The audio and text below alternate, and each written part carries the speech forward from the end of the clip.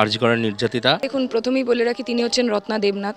উনি এখন বিজেপির একজন কর্মী। ওনাকে বোধহয় অভয়ার মা বলে সম্বোধন করা উচিত নয়। অভয়াকে এইভাবে ভোটের কাজে ব্যবহার করাও বোধহয় ঠিক নয়। প্রাইভেট স্কুল এবং প্রাইভেট হাসপাতালগুলো নিজের ইচ্ছামতো যাতে নিজেদের ইচ্ছামতো যাতে ফিজ বাড়াতে না পারে সেইটার ব্যবস্থা করব। পরিমাণ বাড়াতে হবে, বেকার ভাতার সংখ্যা বাড়াতে হবে, টাকা বাড়াতে হবে, বিধবা ভাতা, বার্ধক্য ভাতা, বিধবা ভাতা, যুবসাথী বলুন, প্রত্যেকটা 6,000 মিনিমাম করতে হবে এবং একই সাথে তাদের প্রত্যেকে কাজ দিতে হবে। তৃণমূল এবং বিজেপি একসাথে যেভাবে হচ্ছে যে মানুষের ভোটাধিকার কেড়ে নিচ্ছে, আমরা তো এটাও শুনতে পেয়েছি যে নিউ টাউনে কোথাও ডিটেনশন ক্যাম্পের জন্য জমি দেওয়া হচ্ছে, তাহলে সেই ভোটারদেরকে কি বেনাগরিক করার একটা ছক। তৃণমূল কংগ্রেসের যিনি প্রার্থী শোভনদেব চট্টোপাধ্যায়, তিনি কার্যত একটা হেভি ওয়েট প্রার্থী। এখন আমি মনে করি না উনি হেভি ওয়েট বলে, আর আমি তো হেভি ওয়েট নয়, দেখতেই পাচ্ছেন। আমি মনে করি বালিগঞ্জের মানুষ হেভি ওয়েট এবং বালিগঞ্জের মানুষ সেটা নির্ধারণ করবেন। কোনো ব্যক্তির বিরুদ্ধে রাজনীতি নয়, আসলে মানুষ মারছে যারা, নিজেদের পকেট ভরাচ্ছে যারা, মানুষের বিরুদ্ধে রাজনীতি করছে যারা, তাদের বিরুদ্ধে লড়াইটা আমরা রুটি রুজি শিক্ষা স্বাস্থ্য নিয়ে লড়াই করছি। আমরা সেই লড়াইটা সেখানেই লড়ে নেব। শূন্যর ফাড়া কি কাটতে চলেছে? দেখুন, অবশ্যই শূন্যর ফাড়া তো কাটবেই। শূন্য মানে দেওয়ালে পিঠ থেকে যাওয়া, কিন্তু শূন্য না আবিষ্কার হলে আসলে বাকি সংখ্যাগুলোরও কোনো গুরুত্ব থাকতো না। ফলে অবশ্যই এটা তো বলবো না যে পশ্চিমবঙ্গের সব জায়গায় আমরা জিতে যাব, কিন্তু এমন সংখ্যায় আমরা জিতবো যে বামপন্থীদেরকে বাদ দেখে বিধানসভা চালানো মুশকিল হবে।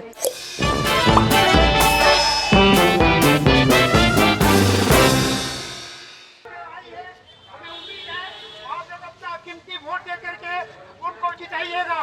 29 तारीख को अफरीन बेगम 64 नंबर फ्लोर ईस्ट के अंदर आ चुकी है। आप लोगों से गुजारिश है। নমস্কার, আমি রাহি, আপনারা দেখছেন আজ তাক বাংলা এবং এই মুহূর্তে আমরা রয়েছি সিপিআইএম অর্থাৎ বামফ্রন্টের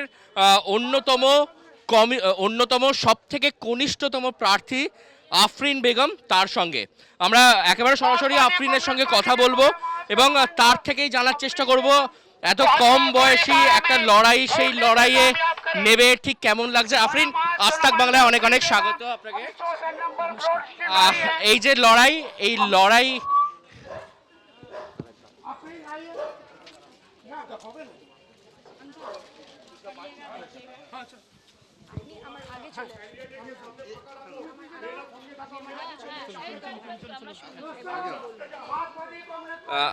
আফরিন, এই যে নির্বাচনী লড়াই, ছাত্র রাজনীতি থেকে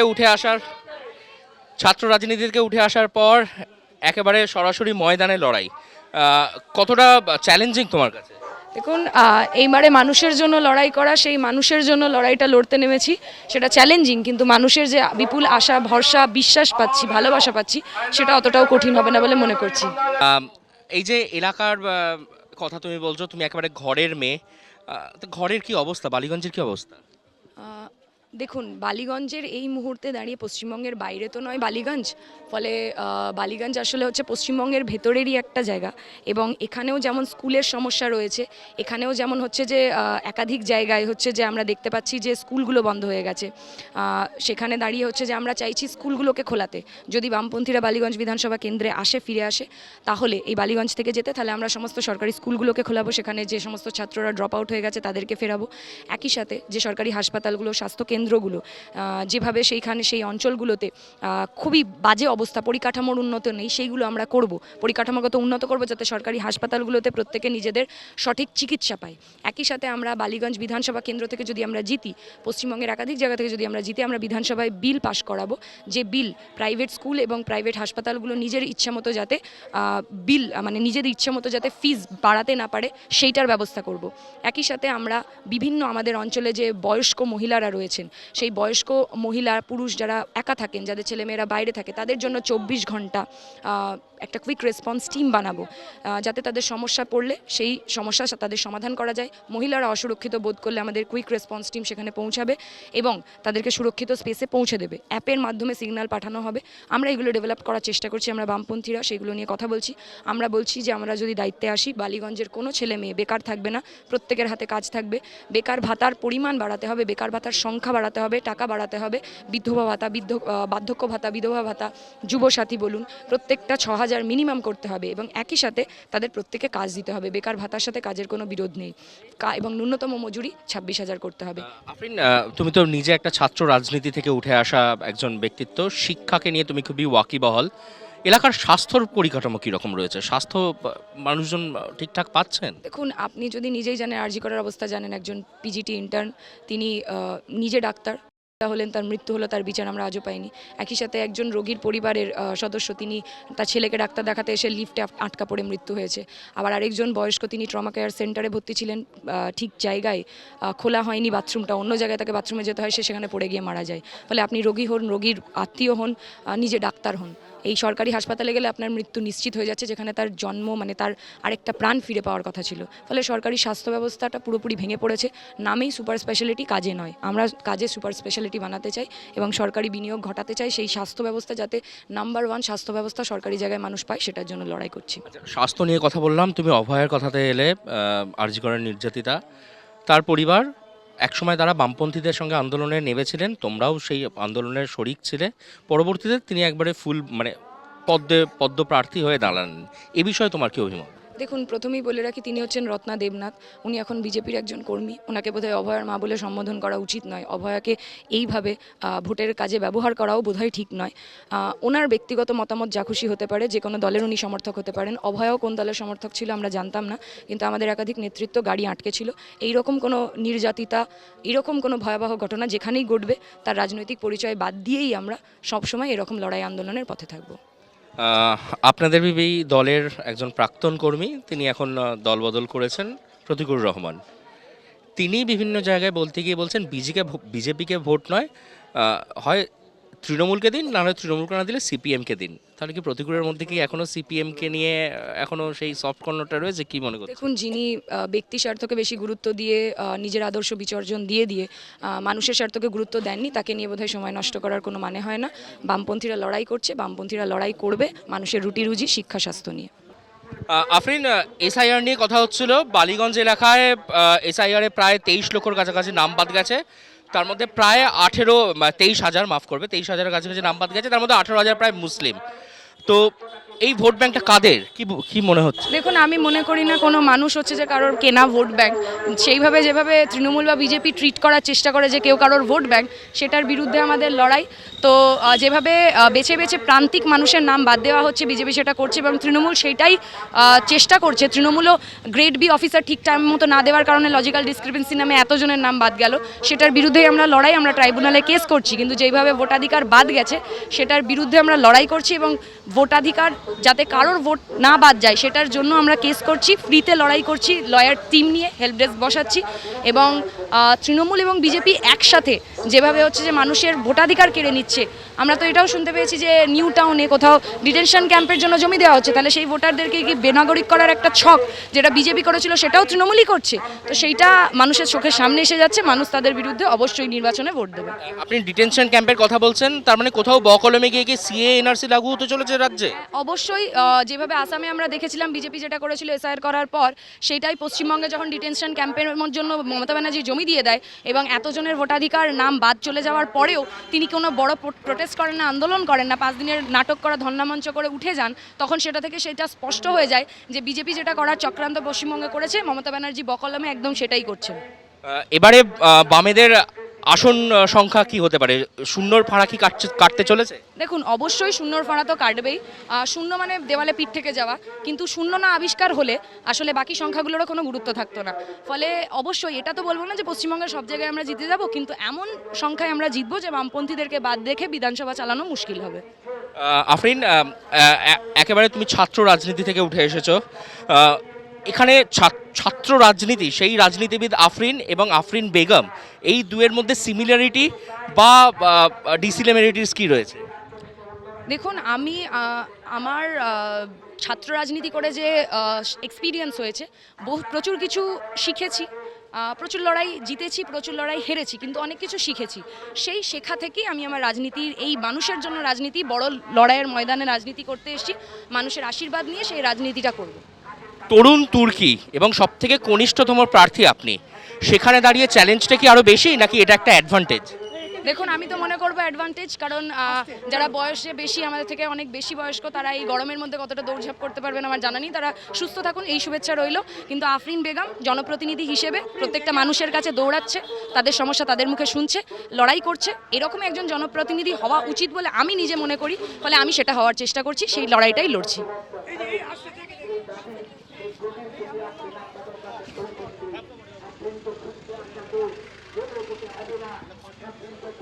আপনাকে তৃণমূল নেতাদের মতো ইডি সিবিআই এদের মুখে আপনি কোনোদিন করবে না।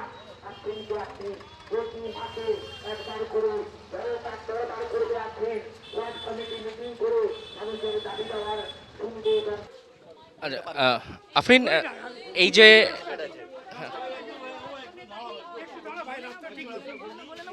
যে তোমার যে এখানে লড়াই, আপনার যে এখানে যে লড়াই, এই লড়াই মূলত কার বিরুদ্ধে, তৃণমূল না বিজেপি? আফরিন সিপিআইএম এর প্রার্থী, আপনাদের আশীর্বাদ চাই, লড়াই করতে নেমেছি এই এলাকার দেখুন আমাদের এখানে একদমই হচ্ছে আমাদের লড়াই এখানে জানি বালিগঞ্জের মানুষ বিজেপিকে ভোট দিয়ে বিজেপির মানে নিজেদের ভোটটা নষ্ট করবে না। একাধিক ইলেকশনে দেখা গেছে বিজেপি তৃতীয় স্থানে এসছে, তাদের জামানত বাজেয়াপ্ত হয়েছে।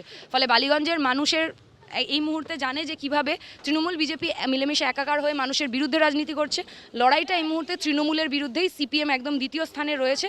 ফলত আমরা লড়াই করছি যাতে আমরা প্রথমে হতে পারি এবং মানুষজন এই দুর্নীতির বিরুদ্ধে, দাঙ্গাবাজদের বিরুদ্ধে ভোট দিতে চায়, সেইটা আগামী 29 তারিখ তারা নির্বাচনে দেখাবে। তৃণমূল কংগ্রেসের বিরুদ্ধে লড়াই বলছেন, কিন্তু তৃণমূল কংগ্রেসের যিনি প্রার্থী শোভনদেব চট্টোপাধ্যায়, তিনি কার্যত একটা হেভি ওয়েট প্রার্থী।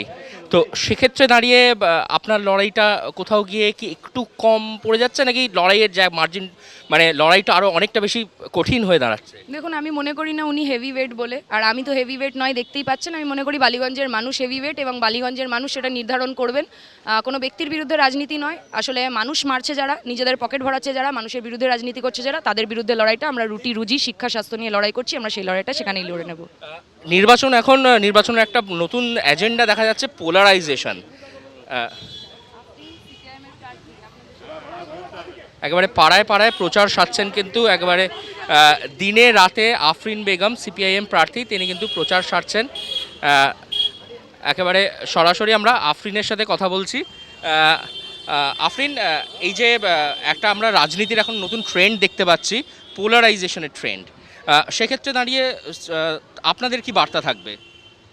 দেখুন, যেভাবে ধর্মের নামে, জাতের নামে, ভাষার নামে ভাগ করে দেওয়ার চেষ্টা করছে এবং বাদবাকি যে আমাদের সমস্যাগুলো রয়েছে সেগুলোকে ভুলিয়ে দেওয়ার চেষ্টা চলছে, সেইগুলোর বিরুদ্ধে আমাদের লড়াই। আসলে শুধুমাত্র ধর্মের রাজনীতি করে ভাতের লড়াইটা মানে ছড়ানো যায় না। ফলে আমরা মনে করি যে মানুষ প্রত্যেকটা জায়গায় যেখানে যেখানে নির্যাতিত, তাদের মজুরির ক্ষেত্রে একজন মহিলা হিসেবে যেভাবে নির্যাতিত, অত্যাচারিত, সেই সমস্ত কিছুর বিরুদ্ধে আমরা লড়াই করতে নেমেছি এবং আমরা সেটা নিয়েই লড়াই করব। এবং মানুষজন যেভাবে নির্যাতিত হচ্ছে, অত্যাচারিত হচ্ছে, মানুষজন সেই সমস্ত কথা মাথায় রেখেই ভোটটা দেবে আগামী দিনে, সেটাও আমরা বিশ্বাস রাখি, মনে করি। শুধুমাত্র বিজেপি চলে আসবে বা ঘৃণা, ধর্ম, হিংসা, এই সমস্ত ধর্মের নামে ঘৃণা ছড়িয়ে সেইগুলো দিয়ে আসলে কাজ হবে না। বিজেপি এবং তৃণমূল এই সবসময় পোলারাইজেশন করে নিজেদের ভোট ভাগ করার চেষ্টা করে এবং মানুষকে ভয় দেখানোর চেষ্টা করে। মানুষ এবারে বুঝে গেছে তাদের সেটিংয়ের কথা, ফলে সেটার বিরুদ্ধে মানুষ ভোট দেবে। সেটিং তত্ত্বে দাঁড়িয়ে তৃণমূল কংগ্রেস তারা বারবার বলছে সেটিংটা নাকি বিজেপি এবং সিপিএম এর মধ্যে কোথাও হচ্ছে, আপনার কি মত? দেখুন, তৃণমূলের একাধিক নেতামন্ত্রী বিজেপিতে গেছে, গোটা বিজেপি দলটাই তৃণমূলের এক্সদেরকে দিয়ে ভরে গেছে। ফলে আবার তারা কখনো বিজেপি থেকে তৃণমূলে চলে আসে, এরকমই ঘটনা ঘটে। বাই ইলেকশনে বাবুল সুপ্রিয়কে দাঁড় করিয়েছে, যে ছিল সেই আজকে দাঁড় করিয়ে দেওয়ার পর আমরা দেখেছি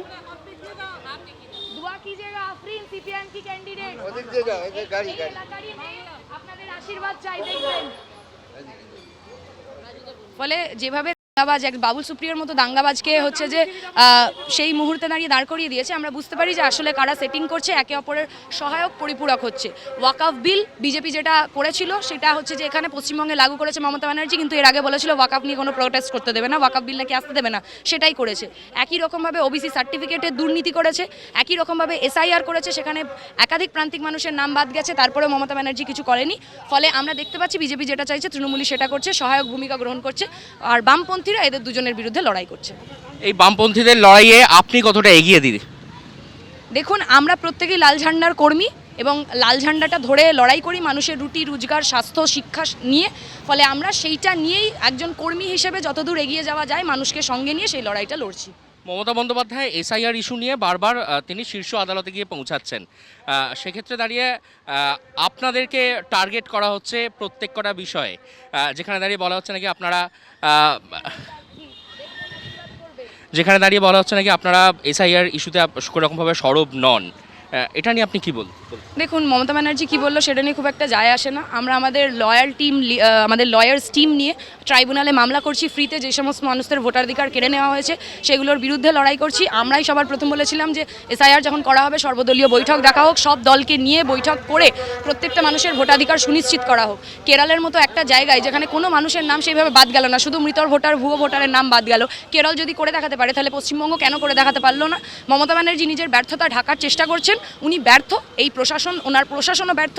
গ্রেড বির অফিসাররা যদি ওনারা দিতেন ঠিক পর্যাপ্ত পরিমাণে, তাহলে এই ঘটনাটা ঘটতো না, মানুষকে সেটার জন্য নাজেহাল হতে হচ্ছে। অবশ্যই আমরা একেবারে সরাসরি কথা বলছিলাম আফরিন বেগম, তার সঙ্গে বালিগঞ্জ বিধানসভার তিনি সিপিআইএম প্রার্থী।